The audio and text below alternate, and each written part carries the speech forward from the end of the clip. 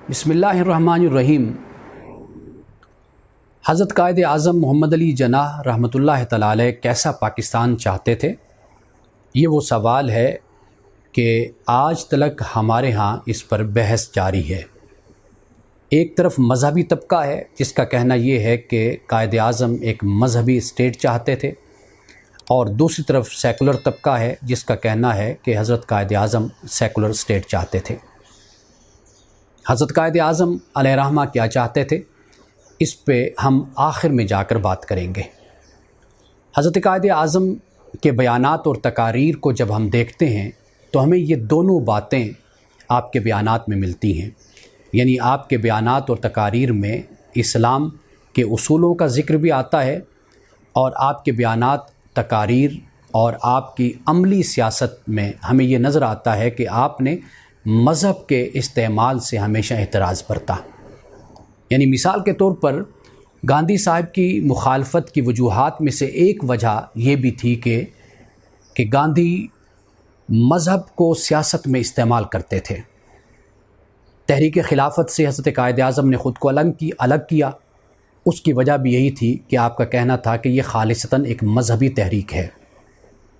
और इसी तरह राजा साहब ऑफ महमूदाबाद ने आपको ऑल इंडिया शिया कॉन्फ्रेंस के लिए ढाका में दावत दी कि आप इसकी सदारत करें, तो आपने दो वजहों से सदारत करने से इनकार कर दिया।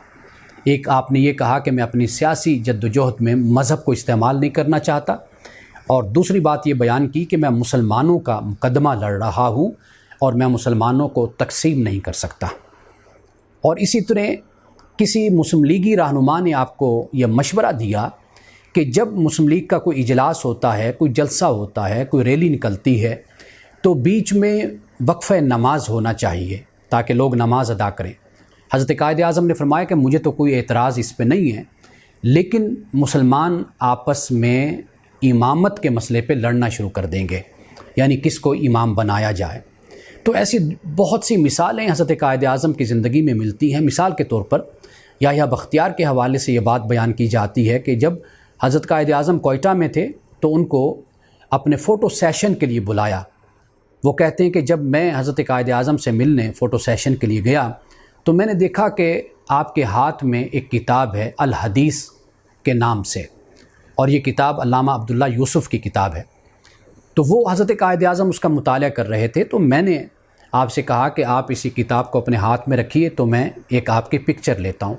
लेकिन कायद आज़म ने वो किताब एक तरफ रख दी और आपने फरमाया कि मैं इस मकसद के लिए इस मुक़द्दस किताब को इस्तेमाल नहीं करना चाहता।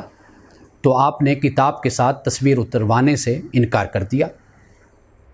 और इसी तरह जब हम देखते हैं कायद आज़म मोहम्मद अली जनाह की 17 अगस्त 1947 की तकरीर, उसमें वाज़े तौर पर आपने ये कहा कि मुसलमान है कोई या हिंदू है या किसी भी मज़हब से ताल्लुक़ रखता है, वो आज़ाद है, और जो मंदिर जाना चाहता है वो मंदिर की तरफ जाए, और जो मस्जिद की तरफ जाना चाहता है वो मस्जिद की तरफ जाए। और आपने आखिर में यहाँ तक फरमाया कि फिर कोई एक वक्त आएगा कि मुस्लिम मुस्लिम और हिंदू हिंदू नहीं रहेगा। और ये आपने क्यों फरमाया? यानी कि हम सब पाकिस्तानी हैं, और इससे इशारा आपका सियासी आज़ादी की तरफ है और सियासी हुकूक की तरफ है। ये हज़रत कायद आज़म की तकरीर है जो 1947 17 अगस्त में आपने की।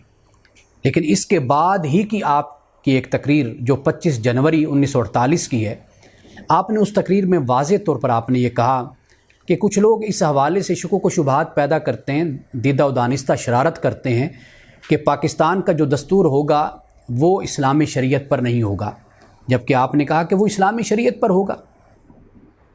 अब एक तरफ हम देखते हैं कि हज़रत कायद आज़म मज़हब की बात करते हैं और दूसरी तरफ सियासत में मज़हब के इस्तेमाल की मुखालिफत भी करते हैं। इन दोनों बातों में और आपके बयानात और तकारीर में कोई तज़ाद नहीं है। हकीकत ये है कि एक रवायती सियासत और एक अमली सियासत में मज़हब को इस्तेमाल करके लोगों में अपनी अक़ीदत को पैदा करना और वोट हासिल करना, दर हकीकत कायद आज़म इसके मुखालिफ थे। आप ये नहीं चाहते थे कि सियासत में मज़हब को इस तरह इस्तेमाल किया जाए और लोगों को इमोशनल ब्लैकमेल किया जाए और लोगों की सोच और फ़िक्र को मज़हब की बुनियाद पर बदल कर और फिर सियासत में उसको इस्तेमाल किया जाए। हज़रत कायद आज़म इसकी मुखालफत करते थे।